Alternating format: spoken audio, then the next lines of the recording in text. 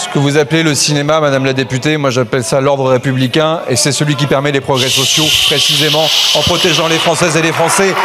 Ce que vous appelez le cinéma, c'est d'éviter le cynisme. Ce que vous appelez le cinéma, c'est d'éviter une crise politique majeure qui priverait la France d'un budget et qui n'améliorerait en aucun cas la situation des Françaises et des Français au quotidien. Pensez à votre pays, soyez patriotes et arrêtez avec cette démagogie. Tension électrique dans l'hémicycle autour du débat sur la loi de finances.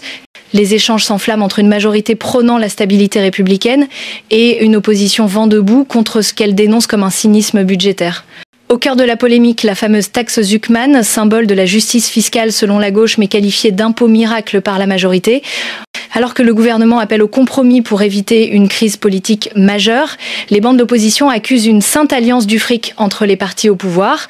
Protectrice des ultra-riches et sourde à la colère populaire, dans une atmosphère de plus en plus tendue, les appels à la censure fusent, les invectives s'enchaînent. Et l'hémicycle devient le théâtre d'un affrontement idéologique sans concession sur la question la plus brûlante du moment, qui doit payer pour la République. Écoutez, voilà venue la fin de la mascarade. Des suspensions de séance, des négociations secrètes, ici ou là, on ne sait bien plus avec qui finalement. Et tout ça pour ça à la fin, pour faire quoi?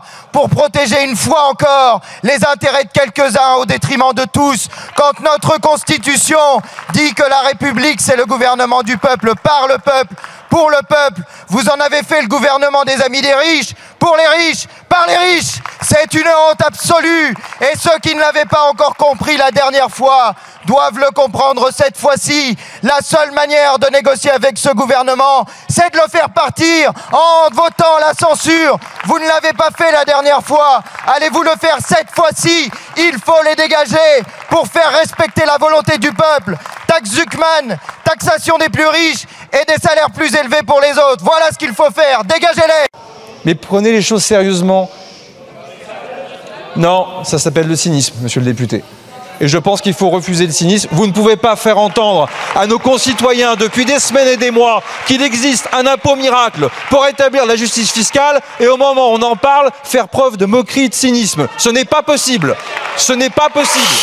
On ne peut pas mentir à nos concitoyens. En tout cas, on ne peut pas se mentir entre nous, ici, dans cet hémicycle, en disant qu'un impôt miracle ramène 15 milliards d'euros, alors que l'assiette finale équivaut à 4 ou 5 milliards d'euros. Est-ce que vraiment j'ai l'air d'être le chef d'une majorité? Est-ce que vraiment on parle des mêmes paramètres politiques que nous connaissons? Il y a un socle commun, des gens qui veulent la stabilité pour leur pays, qui ne veulent pas la crise. Certains ont soutenu le président de la République depuis le début, d'autres ne l'ont pas soutenu, mais ont accepté de participer justement à cette plateforme de stabilité. La vraie question, et si c'était la question du président Vallaud et du premier secrétaire du Parti socialiste et d'un certain nombre d'intervenants, est-ce que nous sommes prêts à avancer dans le compromis dès lors qu'il y a 49.3? Oui, nous n'avons pas changé d'avis. 2, est-ce que nous sommes prêts à devenir socialistes en adoptant la taxe Zuckman? La réponse est non. Que vous voulez éviter une crise politique au pays alors que vous êtes en train d'enfoncer le pays dans une crise politique. Et le responsable, c'est Emmanuel Macron, qui veut continuer coûte que coûte la même politique alors qu'elle a été battue dans les urnes. Monsieur le Premier ministre, nous n'avons pas été élus pour quémander des miettes de votre programme. Nous avons été élus et nous avons gagné les élections pour rompre avec votre programme politique. Et c'est vous qui êtes en train d'appliquer votre programme, tout votre programme, rien que votre programme. Alors, vous avez été très clair, monsieur le Premier ministre. Vous dites que vous avez abandonné le 49.3, mais vous êtes un 49.3, vous tout seul, puisque vous refusez de nous laisser voter sur l'abrogation de la retraite à 64 ans. Vous venez de faire alliance et de passer toute la journée sur ces bancs, entre la Macronie, la droite et l'extrême droite, pour refuser la plus minime des décences, c'est-à-dire de faire participer les milliardaires à même hauteur que les Français dans ce pays, avec le refus de la taxe Zuckman et le refus de l'impôt de solidarité sur la fortune. Désigné pour essayer de se mettre d'accord sur les grands principes de l'atterrissage d'un texte pour la Sécu et pour le projet de loi de finances. Je vous propose de le faire sans médias, puisque visiblement, quand il y a les caméras, les paroles sont parfois un peu plus difficiles ou un peu différentes. Non, ça s'appelle le travail, Madame la Présidente Panot. Ça s'appelle le travail parlementaire, ce pourquoi vous êtes indemnisé. Ça s'appelle faire avancer les textes, faire avancer la loi, la voter. Ça s'appelle chercher une solution et non pas le chaos pour son pays.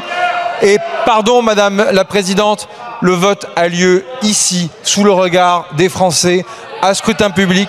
Les débats ont lieu ici.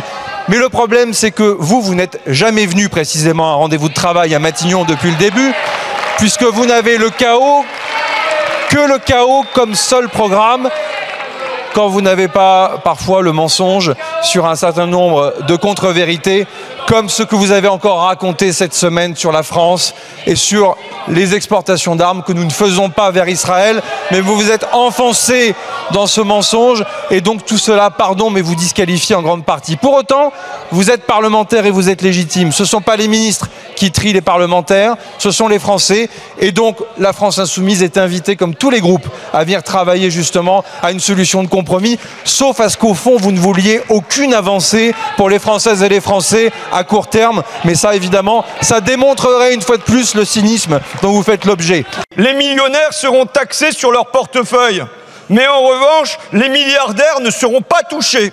Bernard Arnault ne sera pas touché sur son patrimoine de 192 milliards d'euros.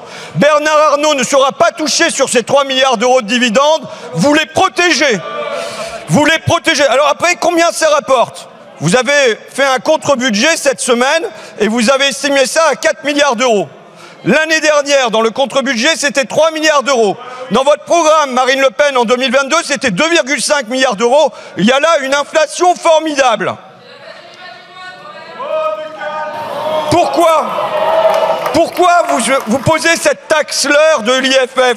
Parce que vous êtes désormais les chouchous de l'oligarchie. Vous vous moquez de nos camarades socialistes parce qu'ils déjeunent avec le gouvernement derrière des portes closes. Mais avec qui vous déjeunez tous les jours derrière des portes closes ? Avec les financiers, avec les banquiers. Et je dis aux Français, vous allez vous faire avoir. Je suis stupéfait du vote qui vient d'avoir lieu. C'est-à-dire qu'il y a une alliance entre le Parti Socialiste et le Rassemblement National pour exonérer d'impôts sur la fortune immobilière le château de Madame Le Pen. Voilà ce qui vient de se passer aujourd'hui dans cet hémicycle. Je n'ai fait aucune alliance évidemment avec les membres du Parti Socialiste. Nous ne sommes absolument pas parlé, même pas une seule fois de la journée. Je n'ai même pas croisé Philippe Brun. C'est juste, et tout le monde pourra le vérifier. Et je parle notamment sous le contrôle du président de la Commission des Finances. Ça fait 3 ans que je dis que la seule solution pour la justice fiscale, c'est le Mattei. Je l'ai dit à chaque Commission des Finances depuis 3 ans. Tout le monde peut vérifier les vidéos. Tout le monde peut vérifier les verbatims. Nous avons toujours eu la même position. Merci, monsieur le député. Il y a ceux qui sont les obligés des milliardaires, qui visiblement ne s'achètent pas que des médias, mais aussi des parlementaires, qui aiment l'impôt uniquement quand il concerne les plus précaires et les plus pauvres, ceux qui veulent toujours préserver les privilèges des ultra-riches, quoi qu'il en coûte, socialement et démocratiquement. Et il y a celles et ceux qui refusent ce discours que nous avons entendu sur beaucoup trop de bancs, de haine de l'impôt. Parce qu'à travers la haine de l'impôt, il y a la haine des services publics, il y a la haine de notre pacte républicain, de notre contrat social, de ce qui nous fait tenir ensemble en société. À travers la haine de l'impôt que vous véhiculez, c'est le changement de notre devise nationale qui passerait de liberté, égalité, fraternité à marche ou crève. C'est ça le débat de société, le débat moral auquel nous sommes confrontés.